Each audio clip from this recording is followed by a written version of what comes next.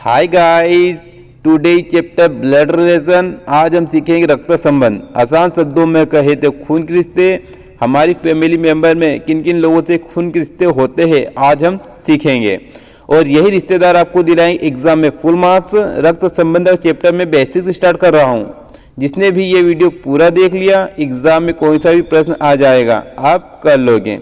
नए स्टूडेंट्स हमारे चैनल से जुड़ जाएं ताकि आपको इसी तरह का वीडियो मिलता रहे। Blood relation is divided into 3 generation. रक्त संबंध प्रश्नों को हल करने के लिए हमने 3 पीढ़ियों में बांटा है। सबसे पहले एक आपसे ऊपर की पीढ़ी, एक आपसे नीचे की पीढ़ी।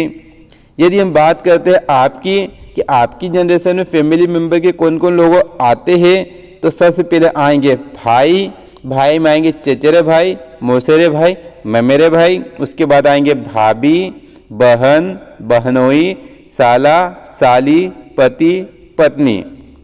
अब यदि हम बात करते एक पीढ़ी ऊपर, जब ऊपर की पीढ़ी की बात की जाएगी तो एरो का चिन्ह ऊपर की ओर वाला लगेगा। जब हम पीढ़ी नीचे की ओर बात करेंगे तो एरो का चिन्ह नीचे वाला लगाएंगे।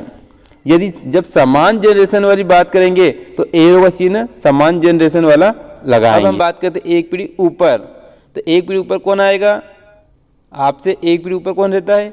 माता पिता, उसके बाद बड़ी मम्मी बड़े पापा, चाचा चाची, सास ससुर, मौसा मौसी, बुआ फूफा।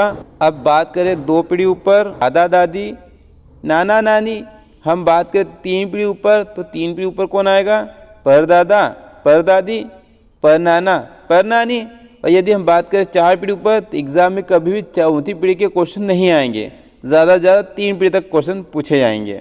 ठीक है। अब हम बात करते एक पीढ़ी नीचे, तो एक पीढ़ी नीचे कौन आएगा? आपसे छोटे, तो बेटा बेटी जो कि आप खुद के रहेंगे, भतीजा भतीजी, भांजा भांजी, दामाद और पुत्र वधू। और यदि हम बात करें 2 पीढ़ी नीचे, 2 पीढ़ी नीचे कौन आएगा? पोता पोती, नाता नाती।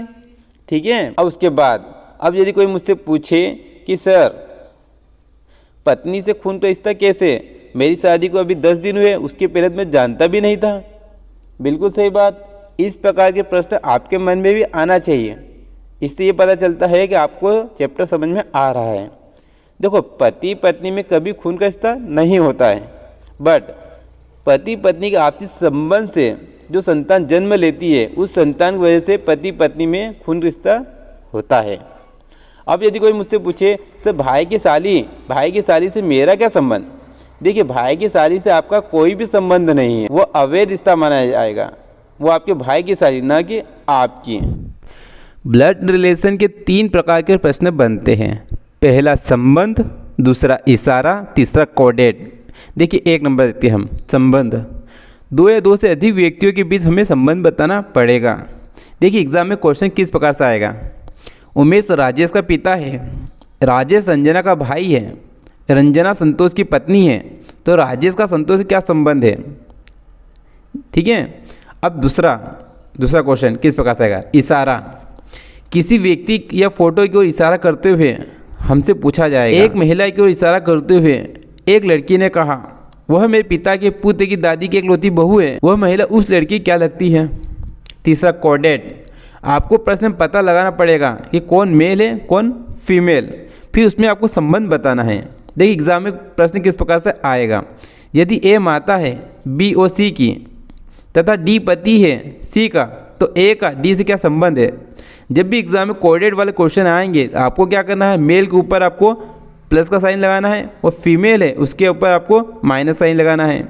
और जब बात हस्बैंड वाइफ भी करे, पति पत्नी की, तो उनके बीच में आपको इक्वल वाला साइन लगाना है। इससे क्या फ़ायदा होगा? हमें पहचानने में आसानी हो जाएगी। ब्लड रिलेशन के प्रश्नों में हमें महत्वपूर्ण 4 बातें याद रखना पड़ेगी। 1 नंबर, एकलौता शब्द उस रिश्ते का केवल एक व्यक्ति होने का संकेत करता है। 2 नंबर, एकलौते पुत्र का अर्थ पुत्र तो केवल एक ही है, लेकिन पुत्री और भी हो सकती है। 3 नंबर, एकलौती पुत्री का अर्थ पुत्री तो केवल एक ही है, लेकिन पुत्र और भी हो सकते हैं। 4 नंबर, एकलौती संतान का अर्थ केवल एक ही संतान है, चाहे वो पुत्र हो या पुत्री। रक्त संबंध प्रश्न को हल करने के लिए सबसे पहले रिश्तेदारों से संबंध का मालूम होना चाहिए। रिश्तेदारों से क्या संबंध है, चार्ट द्वारा समझाने की कोशिश की है। आपको इस चार्ट को कम से कम 3 से 4 बार अच्छे से पढ़ना है। गणित में आपके कॉन्सेप्ट जितने क्लियर रहेंगे, आपको उतने ही अच्छे से गणित के प्रत्येक सवाल समझ में आएंगे। चाहता तो मैं भी आपको डायरेक्ट सवाल करा सकता था, बट नहीं। आपको हमारा वीडियो अच्छा लगता हो तो प्लीज़ हमारे चैनल को सब्सक्राइब कीजिए, ताकि आपको इसी प्रकार की वीडियो मिलते रहे। Thank you.